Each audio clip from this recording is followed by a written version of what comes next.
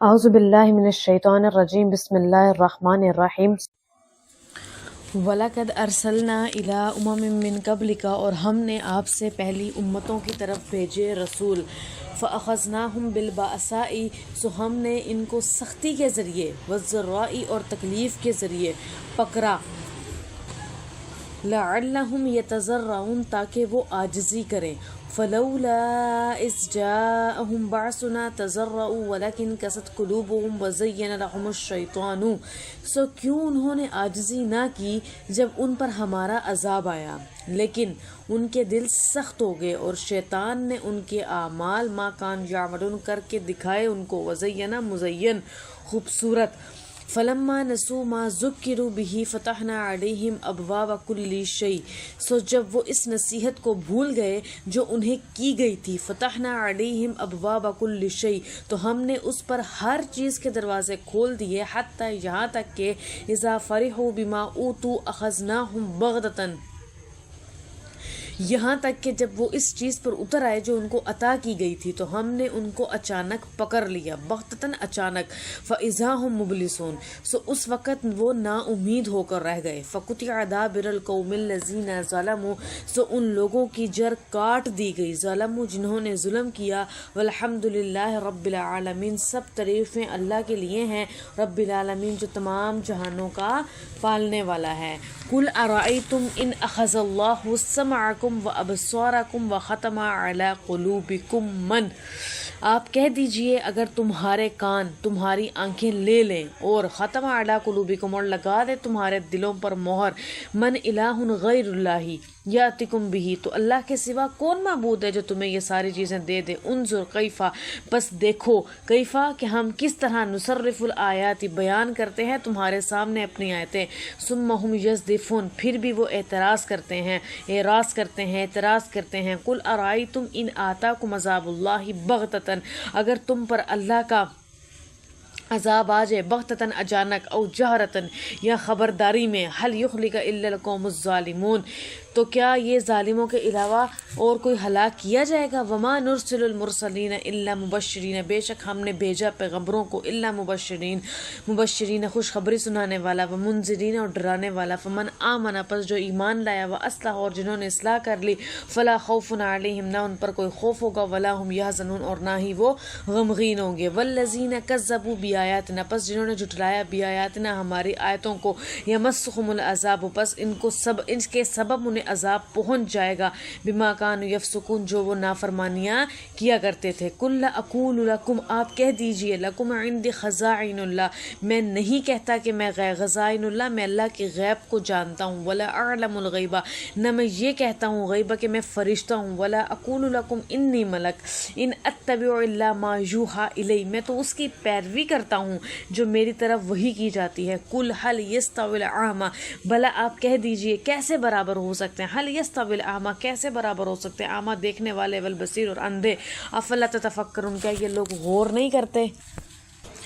تو ان آیات میں پچھلی امتوں کا حال بتایا اور نبی علیہ الصلوۃ والسلام کو خطاب کر کے بتایا کہ آپ سے پہلے جو امتیں گزری ہیں ہم نے ان کے پاس بھی اپنے رسول بھیجے اور انہوں نے ان کو جھٹلایا لہٰذا ہم نے ان کو سختی اور دکھ اور تکلیف کے ذریعے پکڑ لیا ٹھیک ہے اور یہاں جو ہے نا البأساء والضراء کے عموم میں وہ سب تکلیفیں داخل ہیں جو عام طور پر اہل دنیا کو انفرادی اور اجتماعی طور پر وقتاً فوقتاً پہنچتی رہتی ہیں کس طرح کی تنگی بھوک کی تنگی مہنگائی کی تنگی کسی وبائی امراض کی تنگی جان کی تنگی مال کی تنگی تو یہ سب وہ چیزیں ہیں ان دونوں لفظوں کے عموم میں آ جاتی ہیں تو جب ان چیزوں کے ذریعے اللہ تعالیٰ نے کسی کی گرفت فرمائی اس وجہ سے تاکہ وہ عاجزی کریں اور کیا کریں اللہ تعالیٰ کے سامنے گر گرائیں اور اللہ تعالیٰ سے کفر کی توبہ کریں اور جو وہ الٹی چال چلتے ہیں تو وہ اس گمراہی سے کیا آ جائیں باز آ جائیں شیطان نے ان کے اعمال جو ہے ان کو ان کی نظروں میں اچھا کر کے دکھا دیا حالانکہ وہ اچھے نہیں ہیں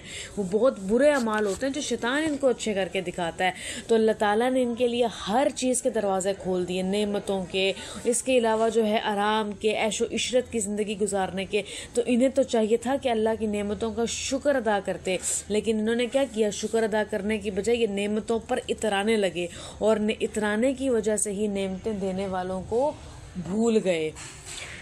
تو یہ خیال ہی نہیں رہا کہ جس پاک ذات نے ہمیں یہ نعمتیں دی ہیں تو اس کے حضور جو ہے وہ ہمیں جھکنا بھی ہے، اس کے حضور جو ہے وہ ہمیں توبہ بھی کر رہی ہیں، تو یہ بالکل ہی رحمت سے کیا ہو گئے، نا امید ہو گئے، اور اس طرح سے ظالموں کی جڑ کٹ گئی، اور اسی طرح جو ہے وہ کفر جو ہے وہ عروج پکڑتا رہا اور نعمتوں کی شکر گزاری باقی نہ رہی۔ تو اب کسی فرد یا کسی جماعت کے پاس جب کوئی نعمت آ جائے نا، تو اس پر لازم ہے کہ وہ اللہ تعالیٰ کی طرف سے سمجھے اور اس کا شکر گزار ہو کہ اللہ تعالیٰ نے ہمیں جو عطا دیے ہیں، اور جو ہے ہم اس کی فرما برداری کریں، نافرمانی سے بچنا ہی صحیح شکر گزاری ہے، اور اسی میں ہی شکر گزاری کی اہمیت ہے۔ نعمتیں ہوں اور ان کے ساتھ نیک اعمال بھی ہوں، تو یہ اللہ کا مقبول بندہ ہونے کی دلیل ہے کہ ہم نعمتوں کا شکر بھی ادا کرتے ہیں اور اللہ کے حضور جھکتے بھی ہیں۔ اور اگر نافرمانی ہوگی تو یہ اللہ کا جو ہے ناپسندیدہ بندہ ہوگا کہ یہ مجھے یہ نعمتیں کیوں نہیں ملی۔ تو یہ تو بڑی بے وقوفی اور حماقت کی باتیں کہ اللہ تعالیٰ کے نظام کو ہم کیا کریں،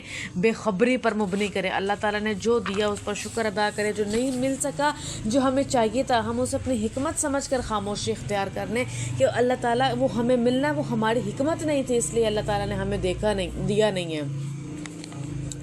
نبی کریم صلی اللہ علیہ وسلم نے فرمایا کہ جب تم کسی بندے کو دیکھو کہ وہ گناہوں کے باوجود اللہ اسے دنیا کی چیزیں دے رہا ہے، تو اس کا یہ معنی نہیں ہے کہ ڈھیل دے کر نعمتیں عطا کر رہا ہے، اسے گناہوں کی ترقی کا اور زیادہ موقع دیا جا رہا ہے کہ وہ زیادہ عذاب میں مبتلا ہو۔ تو اس کے بعد نبی علیہ الصلوۃ والسلام نے اس آیت بالا کی آخر تک تلاوت فرمائی، کون سی؟ وما ارسلنا فی قریۃ من نبی الا اخذنا اہلھا بالباساء والضراء، کہ اللہ تعالیٰ آزماتا ہے تمہیں خوشیاں دے کر بھی اور تمہیں تکلیفیں دے کر بھی، تمہیں مصیبتیں پہنچا کر بھی۔ اور یہ زیادہ حماقت کی بات ہے کہ مصائب کا سبب گناہوں کو نہ سمجھنا، یعنی کہ اگر ہمارے پہ کوئی مصیبت آ گئی ہے تو ہم جو ہے وہ پھر بھی نہ سمجھیں اور گناہوں پر اڑے رہیں اور کہنا یہ تو دنیا میں ہوتا آیا ہے، بڑی بدبختی ہے، یہ سب اللہ تعالیٰ کی طرف سے ہے۔ خیر ہے تو وہ بھی اللہ تعالیٰ کی طرف سے ہے، مصیبت ہے تو وہ بھی اللہ تعالیٰ کی طرف سے ہے، ہر چیز کی حکمت اللہ تعالیٰ کی طرف سے ہے۔